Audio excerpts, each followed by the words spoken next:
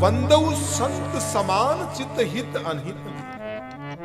अब ये समान चित कहना तो सहज है, पर हम संत समान चित रह पाते हैं? एक प्रसंग स्वामी विवेकानंद जी का है कि स्वामी जी खेतड़ी पधारने लगे और खेतड़ी राजा साहब जो थे वो स्वामी जी के शिष्य थे। तो उन्होंने उस समय में देखा कि महाराज आपके प्रवचन ज्ञान की गूढ़ बातें तो लोग कम सुनेंगे, तो उस समय एक नृत्यांगना थी, उसको बुला लिया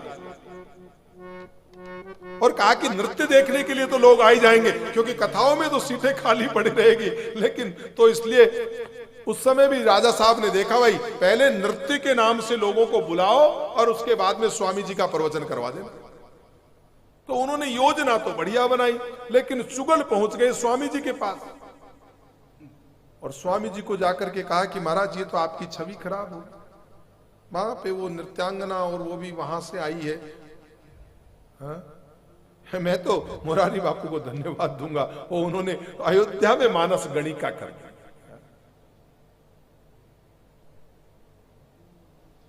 वो सुआ तुरावत गणिका त्यारी, गणिकाएं तो बहुत तरी है, लेकिन उनको कोई समान चित्त वाला साधु मिले तो ना।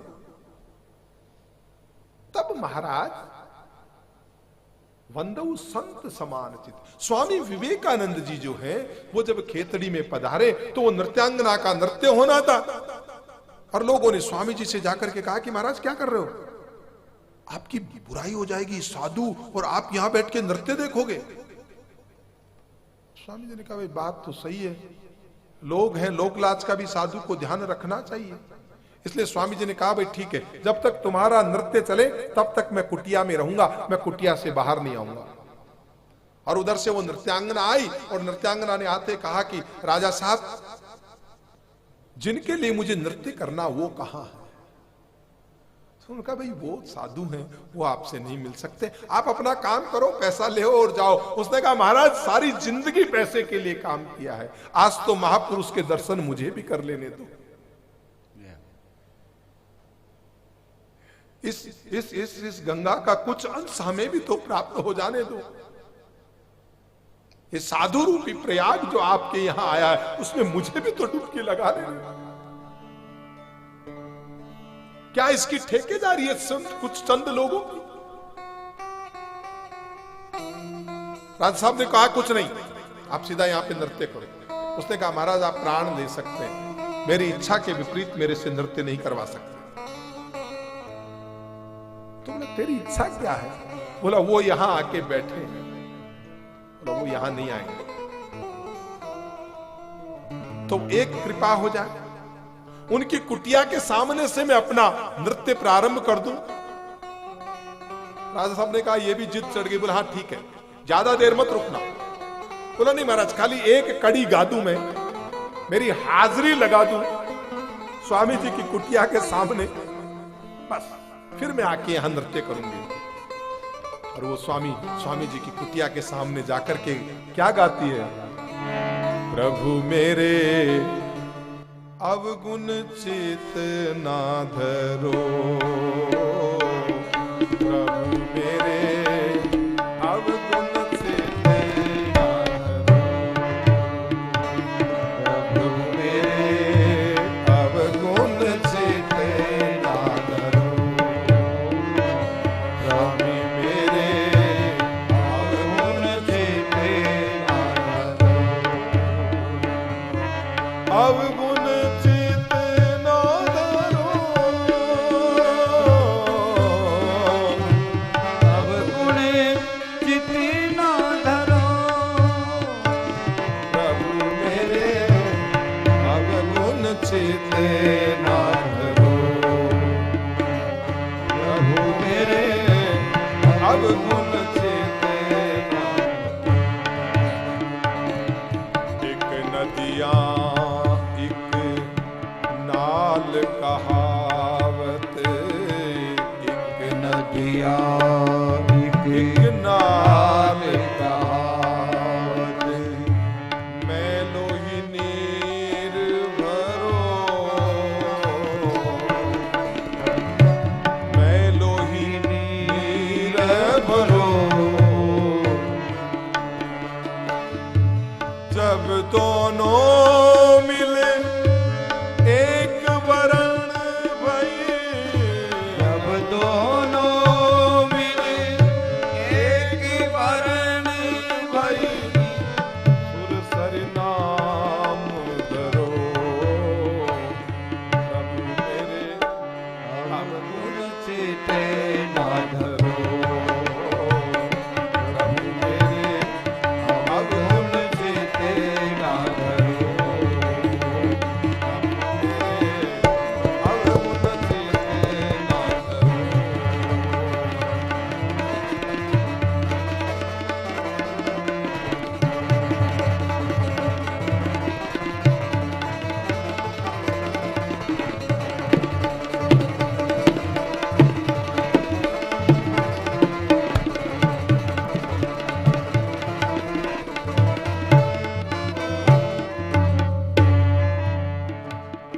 एक लोहा पूजा में राखत, एक लोहा पूजा में राखत, एक घर बधिक परो, एक घर पथिक परो, पारस गुण अवगुण नहीं देखे, पारस गुण अवे गुण नहीं देखे, कंचन करत करो, पारस गुण अवगुण नहीं देखे, पारस गुण अवे गुण नहीं देखे, कंचन करत करो, प्रभु मेरे अवगुण चित ना धरो,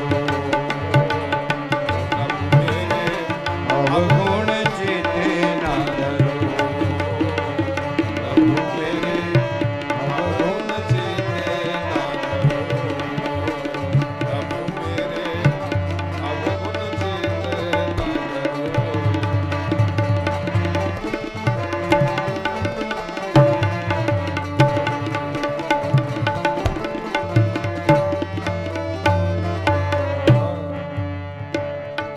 एक माया एक ब्रह्म कहावत, एक माया एक ब्रह्म कहावत, सूर श्याम जगरो, एक माया एक ब्रह्म कहावत, सूर श्याम जगरो, अब की बेर मोहे पार उतारो, अब की बेरी मोहे पार उतारो, कीपन जात करो, कीपन जात करो, प्रभु मेरे अवगुण चित ना धरो, प्रभु मेरे अवगुण चित ना धरो, प्रभु मेरे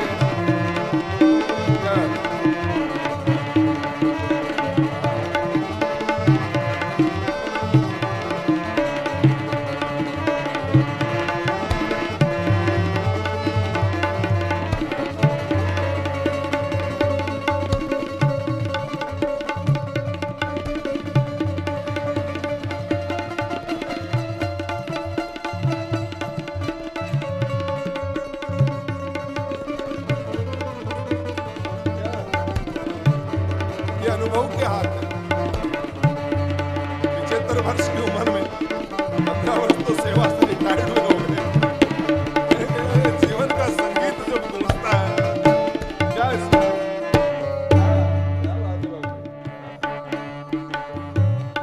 तो महाराज, ये समानता कहने से नहीं, अनुभव में लेने से आती है। और स्वामी जी ने आज अनुभव किया, उन्होंने स्वीकार किया। आज मुझे मालूम चला कि संत समान चित्त कैसे हो। तुरंत मैंने तो इतना भजन गाया, उसको इतना भजन नहीं गाना पड़ा, सिर्फ इतना सा कहा, प्रभु मेरे अवगुण चित्त ना धरो। आप संत समुदाय भी हमको दुत्कार देंगे तो फिर कौन गले लगाएगा? क्या ये संत समाज सिर्फ और सिर्फ ये धनी लोगों के लिए? तो फिर ये जो वंचित लोग हैं, ये किसका आश्रय लेंगे? दशा मुझ दीन की भगवान संभालोगे तो क्या होगा? स्वामी जी ने कहा, मैंने आज तक भाषण दिए थे समानता पे कि वंदऊ संत समान चित्त, लेकिन समानता नहीं थी। समानता अगर होती तो फिर तेरे में और मेरे में मैं भेद कैसे करता? ये दृष्टांत कहता है। स्वामी जी ने कहा, आज तुम मुझे गुरु स्वरूप मिले। और उसके बाद में वो पधारे, प्रभु मैं चल के आपके पास आई हूं, इसलिए पवित्र हूं। आप मेरे पास आते तो अपवित्र हो जाता। बड़ा दर्शन है, समझना। एक नदियां, एक नाल। नाला अगर चल करके नदिया के पास चला जाए तो नाला सुरसरी नाव पर हो, लेकिन गलती से अगर नदी नाले के पास चली गई तो गंदी हो जाएगी। गंगा जी का नीर ला करके अगर नाले में डाल दिया जाए, नाले को पवित्र नहीं कर पाएगा। आप मेरे पास आते तो घटना अलग होती, लेकिन आज ये नाला इस नदी में समाहित होने के लिए आया। एक नदिया एक नाल कहावत मैलो ही नीर भरो। और जब वो इसमें मिल गया, जब दोनों मिले एक वर्ण भई, तब सुरसरी नाम करो। प्रभु अब भी मैं गंगा नहीं। मैंने सुना है संत दर्शन से सब पाप ताप धुल जाते हैं। फिर पवित्रता कैसे? या तो ये कहना बंद करो, या तो मना कर दो कि ये पतित पावन आप तारोगे नहीं। अगर आपको पतितों को नहीं तारना है तो ये आप झूठी बात बंद करो। और सुनो प्रभु, मेरे श्रीमद् रामचरितमानस में ये प्रकरण में इसलिए ले रहा हूं क्योंकि मुझे अभी खल वंदन करना है। ये पहला दुनिया का ऐसा शास्त्र है जिसमें दुष्टों की वंदना है, क्योंकि संत समान चित्त कब हो? अभी तक की वंदनाओं में हम वाणी से लेकर के, गणेश जी से लेकर के, मां भवानी से लेकर के, भगवान शंकर से लेके, गुरु महाराज से, न मालूम किन किन की वंदना करते आए हैं। लेकिन अगर खल वंदना तुलसी नहीं करते तो शायद ये संत समान चित्त वाली कहावत चरितार्थ नहीं होती, मुझे लगता। इसलिए खल वंदन लेकर उनकी भी अपनी एक महिमा है साहब।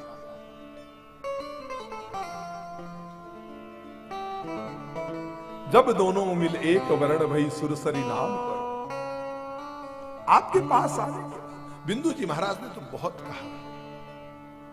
मैं माना, प्रभु माना कि मैं गुनाहगार हूं, माना कि मैं गुनाहगार हूं, मैं पापी हूं।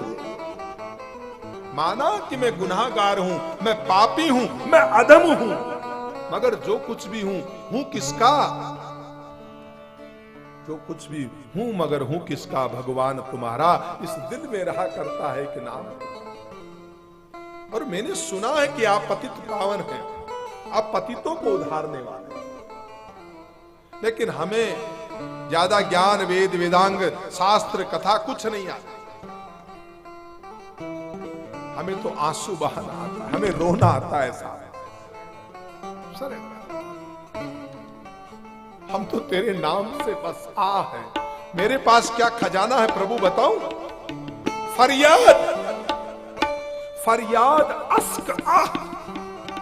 मेरे पास फरियाद है, मेरी आंखों में आंसू है, मेरे दिल में आह है। फरियाद अस्क आह की गर चाह है तुझको।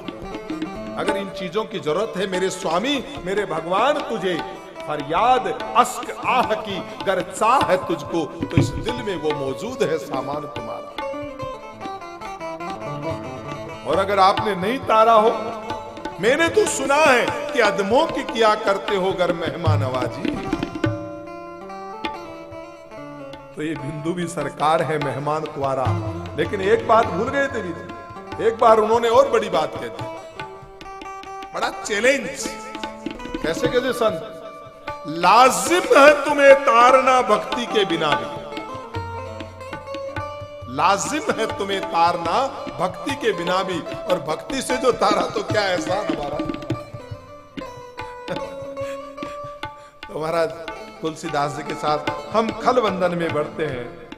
हाँ, बहुरी बंद खल गन सत भाए, बहुरी बंद खल गन सत भाए, जे बिनु काज दाहि नेहु बाए, पर हित हानि लाभ जिनके रे, उजरे हरस विषाद बसेरे, हरि हर जस राकेश राहु से हर पर अकाल बट सहस बाहु से, जय पर दोष लखई सहसा साखी परहित ग्रत जिनके मन माखे, तेज प्रसान दोष मई शेषा, अग अवगुण धन धनी धनेशा, उदय केत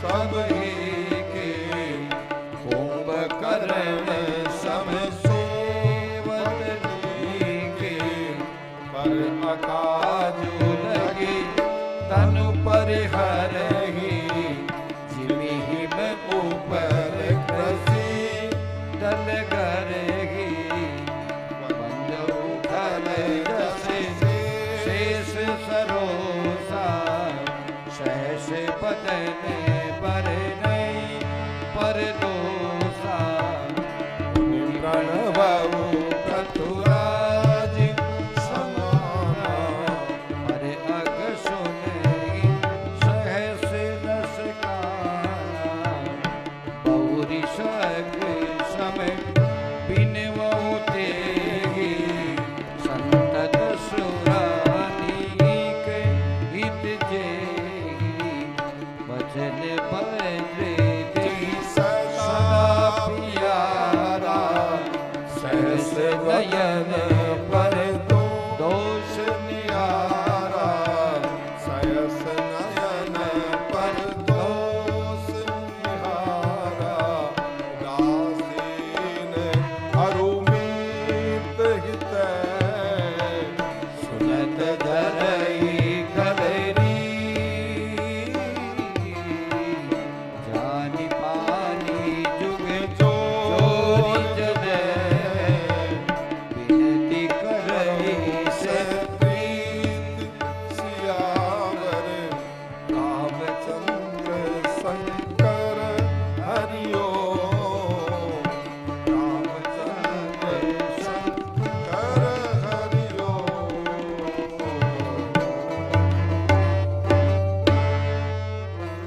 बहुरी बंद खलगन सति बहाए।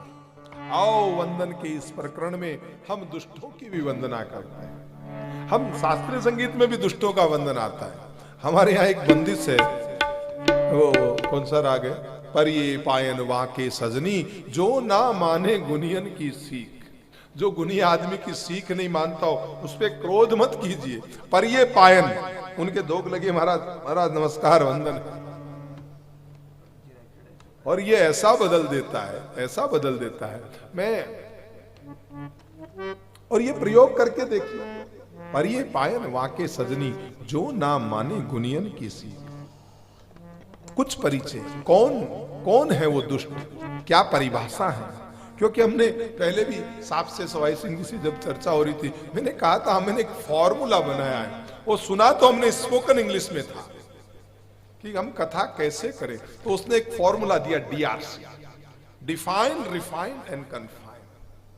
पहले परिभाषित करो क्या कहना, फिर उसमें अगर कुछ और रिफाइन और कुछ छान सकते हो, क्योंकि ये दूध है भाई, ये दूध न मालूम कितनी तरह से प्रयोग होता है। कोई यहां जयपुर की रबड़ी बना रहा है, कोई मावा बना रहा है, कोई पनीर बना रहा है, बिना मतलब ही। तूने मेरी तरफ ऐसे क्यों देखा? ये आजकल बड़ा बन रहा है, न मालूम ये चाहता क्या है, अपने आप को न मालूम क्या समझता है। आपकी किसी से कोई चर्चा नहीं महाराज, कोई लेना देना नहीं, कोई संवाद नहीं। आप प्रगति कर रहे हैं तो भी किसी को समस्या है, आप अपने जीवन में उन्नति कर रहे हैं तो भी किसी को ईर्ष्या, किसी को प्रॉब्लम है। आप जितना ऊंचा उठेंगे उतने आपके विरोधी बन जाएंगे, और यही प्रगति का मापदंड है। अगर आपको चेक करना हो कि मेरी प्रगति हो रही है या नहीं हो रही है, तो आप देख लीजिए इन लोगों की संख्या अगर बढ़ रही हो तो आपकी प्रगति का मापदंड देख लीजिए कि हाँ आप कुछ प्रगति कर रहे हैं। हरे रामा रामा रामा हरे हरे, हरे राम राम राम हरे हरे। हम गुरु कृपा से पुष्कर में एक बहुत सुंदर पंच कल्याण साधना शिविर आयोजित करने जा रहे हैं, जिसमें योग होगा, जिसमें ध्यान होगा, जिसमें संत दर्शन होगा, जिसमें ब्रह्मा जी के दर्शन होंगे, जिसमें सत्संग और कथा होगा, जिसके अंदर सांस्कृतिक कार्यक्रम होंगे, और उसके साथ साथ में आपके बुजुर्गों की, आपके पूर्वजों की आत्मा की शांति के लिए, उनके श्राद्ध के लिए और आपके पितरों के तर्पण के लिए पुष्कर के घाट पर अमावस्या को बहुत सुंदर श्राद्ध होगा। और इस कार्यक्रम में आप स्वयं शामिल होकर के ये पंच कल्याण की साधना करेंगे, जहां गुरु जी की कृपा से शक्तिपात होगा, दीक्षा होगा, नाम दान होगा और भी बहुत कुछ। तो इस 5 दिवसीय इस पंच कल्याणक साधना में आप जरूर भाग लें। मैं व्यासपीठ से आपको विश्वास दिलाता हूं, जीवन में एक बहुत बड़ा परिवर्तन आएगा। काक होई पिक बको मरादा, सुनी आचरित करे नहीं कोई, सत्संगति महिमा नहीं। तो महाराज पुष्कर के इस कार्यक्रम में जरूर बना।